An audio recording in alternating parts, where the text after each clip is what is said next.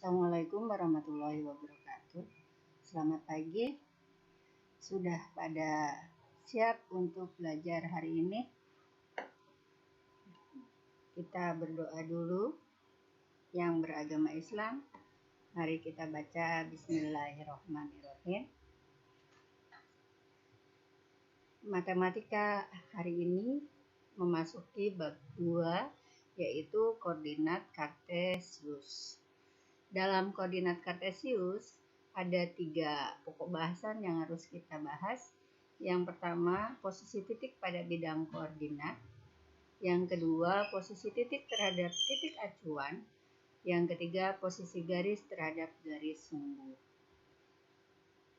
Baik, pada pertemuan kali ini kita akan memasuki yang pertama, yaitu posisi titik pada bidang koordinat. Ada 3 sub pokok bahasan. Yang pertama, membaca posisi tempat menggunakan bidang koordinat. Yang kedua, membaca dan menuliskan posisi titik pada bidang koordinat. Dan yang ketiga, jarak tempat terhadap garis sumbu. Sebelum Ibu lanjutkan, Ibu hanya ingin mengilustrasikan sedikit bahwa koordinat kartesius itu sangat penting sekali. Alasannya, kamu pernah lihat ketika ada pilot membawa pesawatnya, di layar pasti akan ada titik-titik yang menyerupai titik koordinat kartesius. Ketika satu pesawat dari bandara yang satu ke bandara yang lainnya itu menggunakan sistem koordinat kartesius. Jadi koordinat kartesius itu sangat penting sekali. Bayangkan kalau sebuah pesawat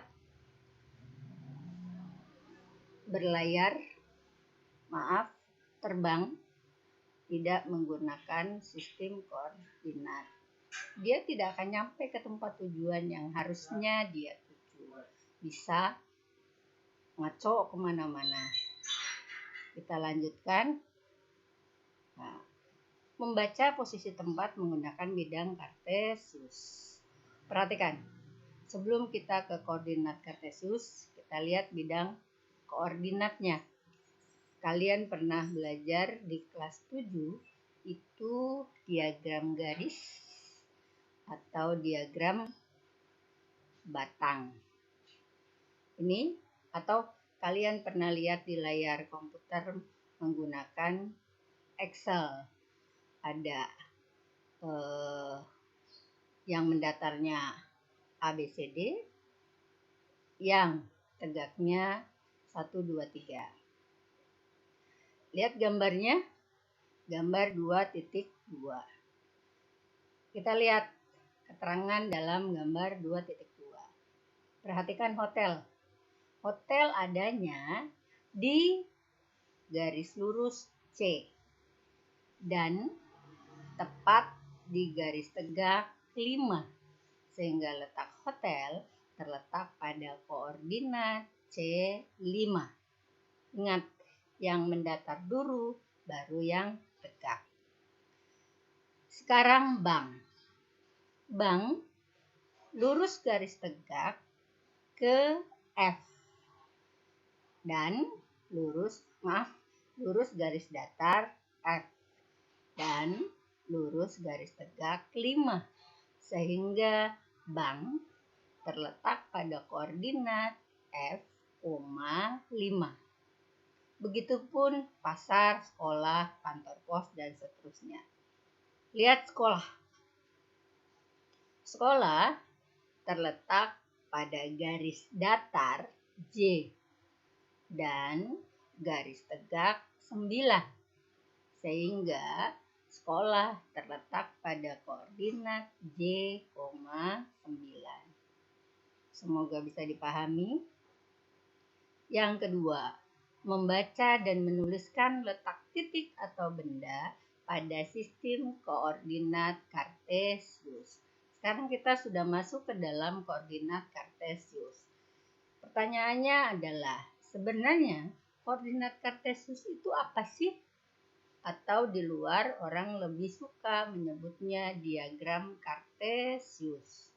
Di SD kamu sudah belajar, tapi kita bahas sekarang untuk merefresh ingatan kalian tentang diagram kartesius. Diagram kartesius itu terdiri dari dua sumbu, sumbu X untuk sumbu datar dan sumbu Y untuk sumbu tegak. Sumbu X terdiri dari arah kanan positif dan arah kiri negatif. Jadi kalau kita berpindah ke kanan, maka itu kita sedang ke sumbu X positif. Sedangkan ketika kita bergeser ke arah kiri, maka kita sedang ke sumbu X negatif. Lanjut, untuk sumbu Y itu sumbu yang tegak. Ada atas, ada bawah. Apabila kita bergerak atau melangkah ke atas, maka kita sedang bergerak ke sumbu Y positif. Sedangkan kalau kita bergerak atau melangkah turun, maka kita sedang di sumbu Y negatif. Sumbu X dalam matematika disebut absis. Sedangkan sumbu Y dalam matematika disebut ordinat. Sehingga gabungan antara sumbu X dan sumbu Y disebut koordinat. Karena menggunakan sumbu X dan sumbu Y dan itu adanya di kartesius, maka disebut sistem koordinat kartesius.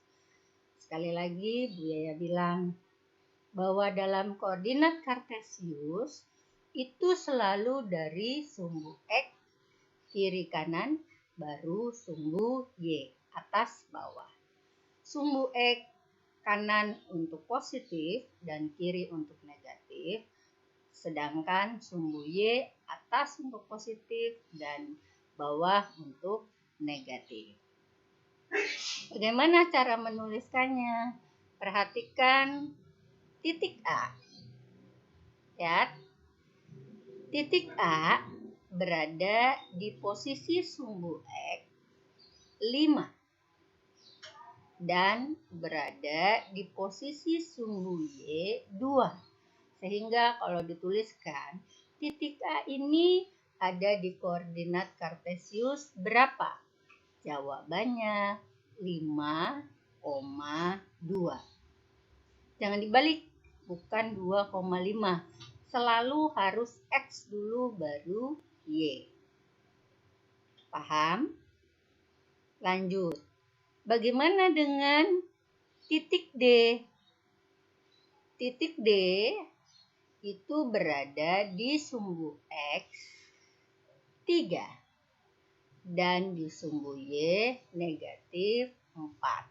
Sehingga titik D berada pada koordinat kartesius 3, negatif 4. Paham? Oke, kalau paham silahkan cari sendiri di manakah letak koordinat titik titik B dan titik C. Kita lanjutkan. Jarak tempat terhadap garis sumbu. Berikut ini beberapa informasi yang dapat diperoleh dari gambar. Lihat gambar 2.4. Bu Yaya mau bahas, kita lihat pasar. Pasar berjarak 2 satuan, 2 langkah dari sumbu X. Sudah lihat pasar? Oke. Dan pasar berjarak 4 satuan dari sumbu Y. Oke. Lanjut. Rumah belajar. Rumah belajar berjarak 6 satuan dari sumbu X.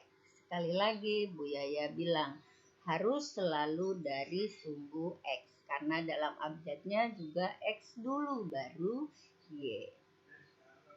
Dan rumah belajar juga 6 satuan dari sumbu Y. Sehingga kalau ditanya rumah belajar nih koordinat kartesiusnya gimana?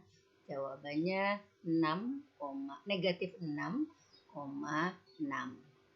Tapi dia berjarak 6 satuan dari sumbu X. Pertanyaannya, Bu, kan itu lurus negatif 6. Kenapa tetap disebut 6 satuan? Karena kalau jarak tidak ada negatif. Jarak itu selalu ditulis positif. Paham? Tapi kalau ditanya koordinat kartesius untuk rumah belajar, jawabannya negatif 6,6. Tapi kalau ditanya jarak rumah belajar dari sumbu X, jawabannya 6 satuan. Dan jarak rumah belajar dari sumbu Y juga 6 satuan. Paham? Itu untuk jarak tempat terhadap garis sumbu. Untuk SMP dan untuk kantor Pemda silahkan kalian cari sendiri dan pahami. Lanjut, lihat contoh soalnya. Oke, ini contoh soal ini kamu buat di buku berpeta. Buat diagram kartesiusnya, sumbu X dan sumbu Y-nya. Gambarkan titik K 2,1, L 8,1, M 8,7, dan N 2,7 pada bidang koordinat. Setelah itu, hubungkan dengan garis lurus antara titik K, kamu garis ke garis L, ke titik L. Dari titik L langsung ke M. Dari M ke titik N. N ke K. Nanti kamu akan lihat bangun datar apa yang terbentuk dari titik K, L, M, dan N. Begitu juga dengan nomor 2. Nomor 2 sudah dikasih tahu di sananya jajaran genjang ABCD. ABCD mempunyai koordinat titik A min 2, min 3, C 0,4 dan D 8,4 C 8,4 dan D 0,4. Tentukan koordinat titik B. Perhatikan bahwa ABCD-nya adalah jajaran genjang. Yang ketiga, belah ketupat PQRS mempunyai koordinat titik P negatif 1,1, Q 3,-2, R 7,1, dan S 3,4. Berapa panjang diagonal-diagonalnya? Kalian pernah belajar mencari panjang diagonal dari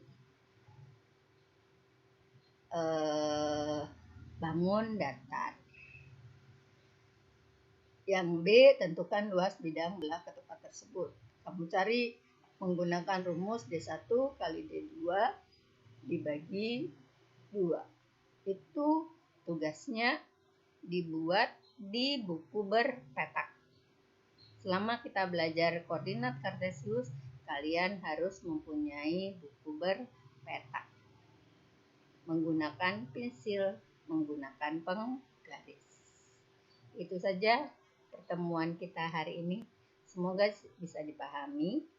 Kalau tidak masih belum dimengerti, silahkan bertanya kepada Buya ya, lewat komen atau lewat WA. Terima kasih. Assalamualaikum warahmatullahi wabarakatuh.